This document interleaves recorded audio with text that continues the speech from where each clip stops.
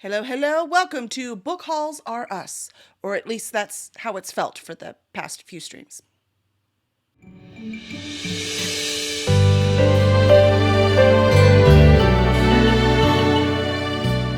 Hello, hello. Welcome back to our channel.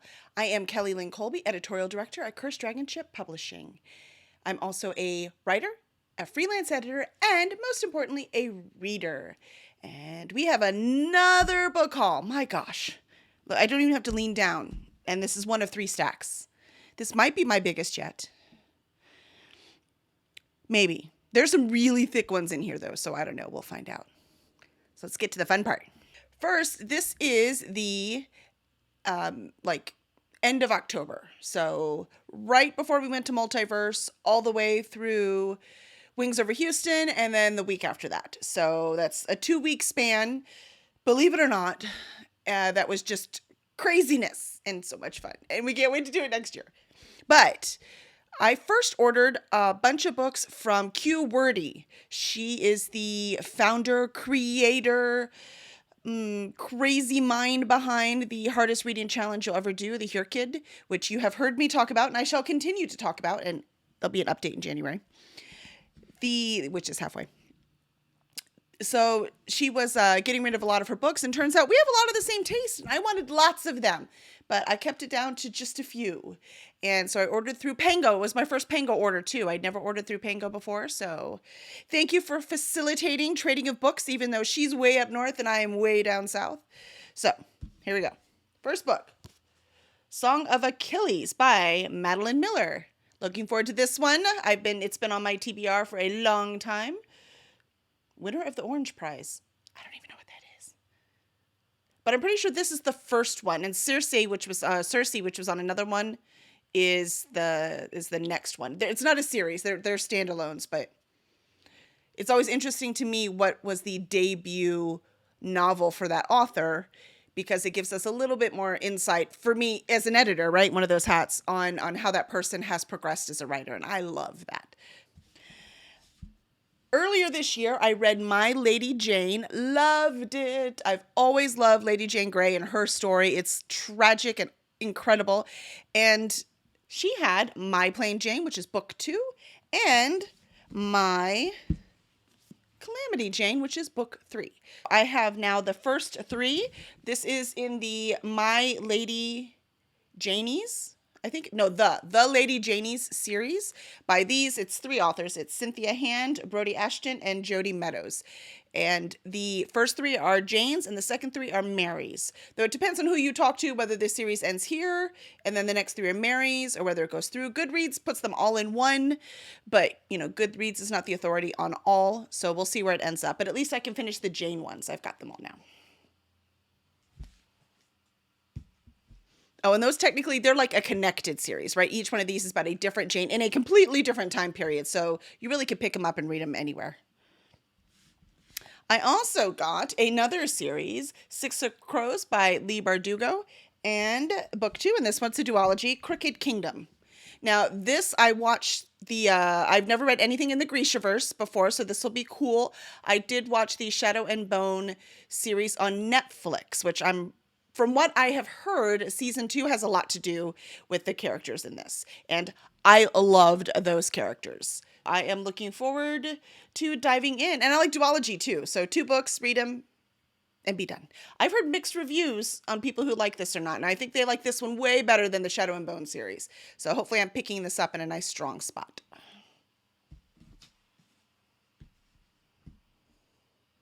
So many books. And again, thick books. Thick books. Q Wordy, you like thick books. Me too. I got Kai Kei from Vaishnavi Patel. This one is a fantasy based on Indian folklore.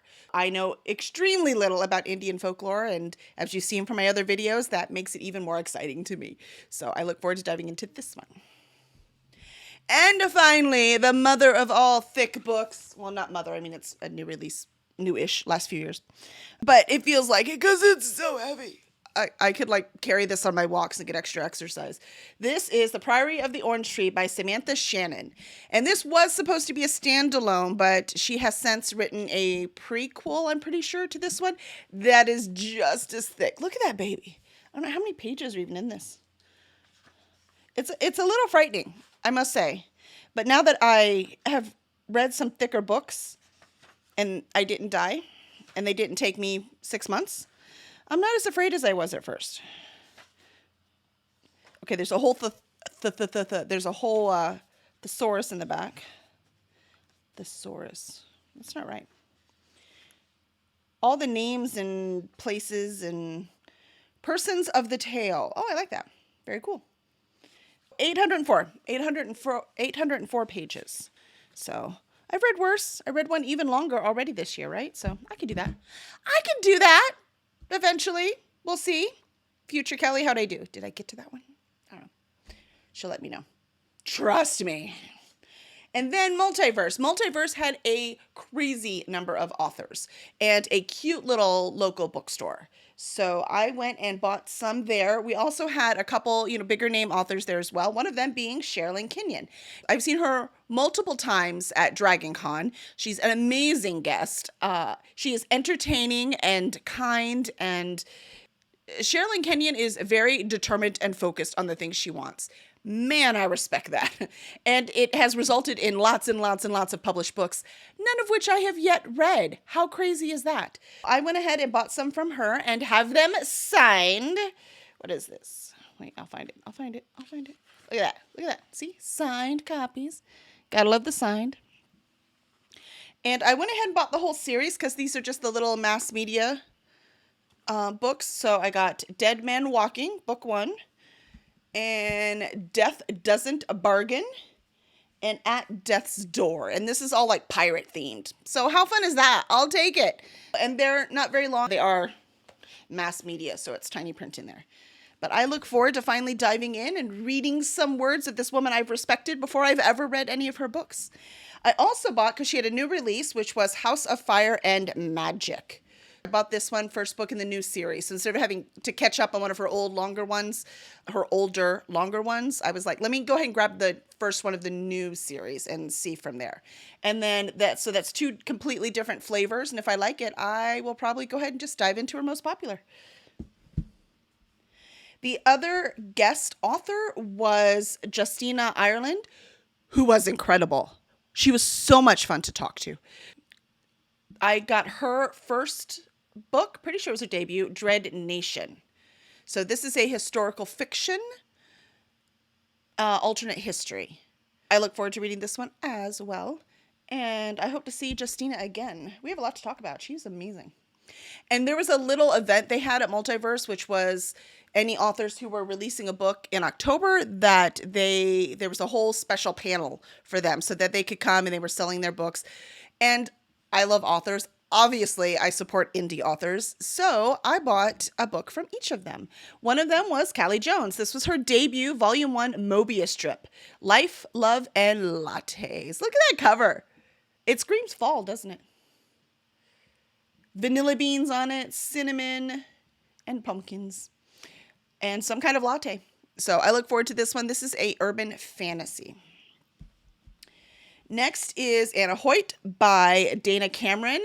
She was so lovely and so kind, and I had fun with her, and I don't remember what this book is. Let's see.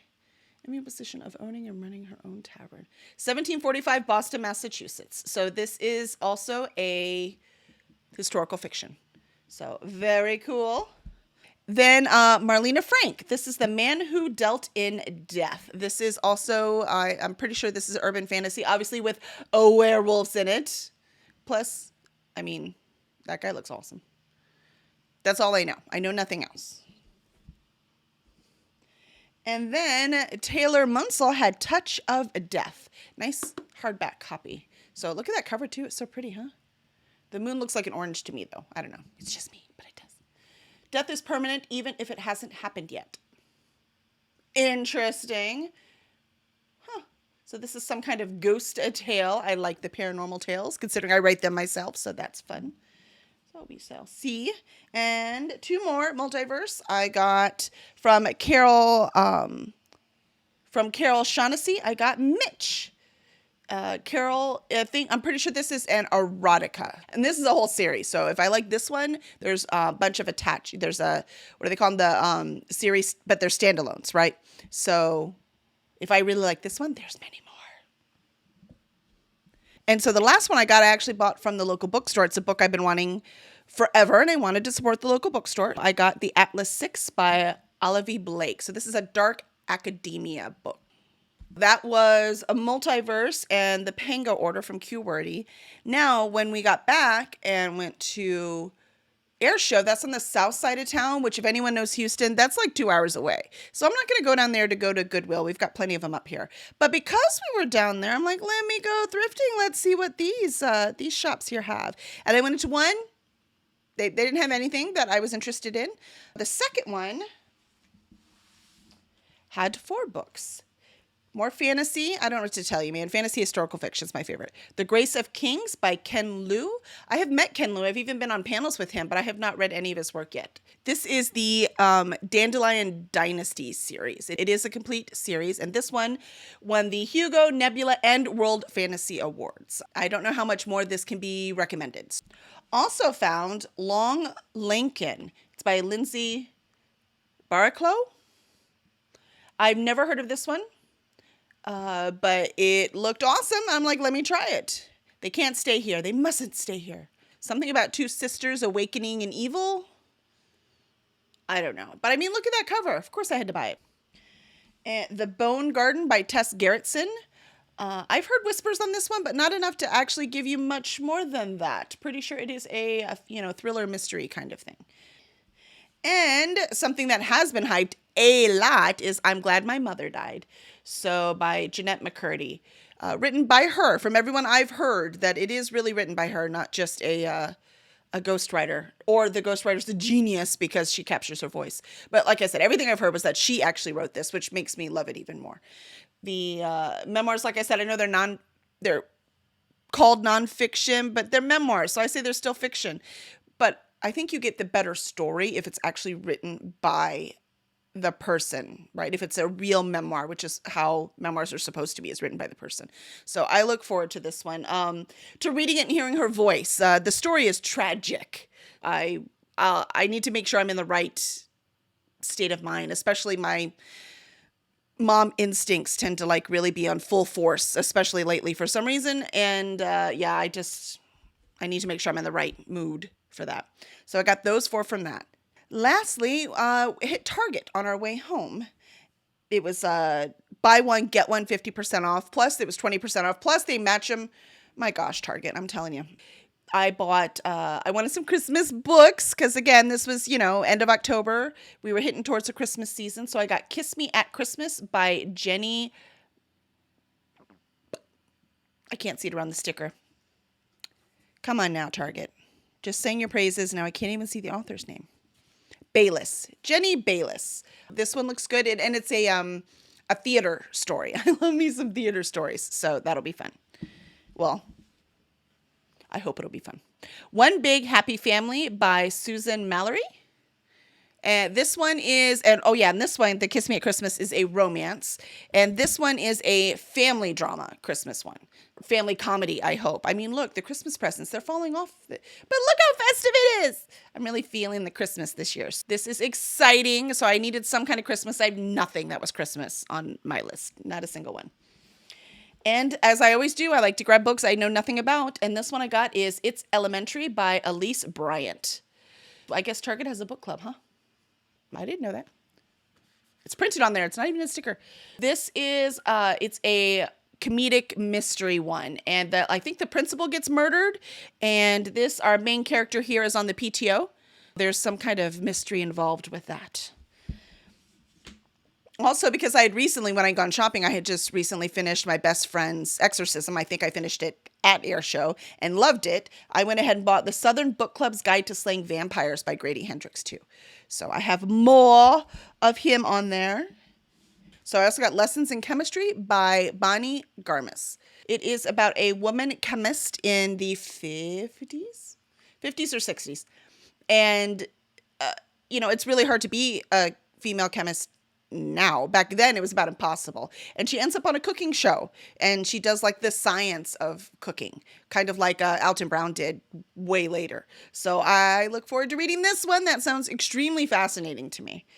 And everyone that I've seen online that read it loved it. This one is not, it doesn't have mixed reviews. It's got extremely positive ones. So I look forward to diving into that.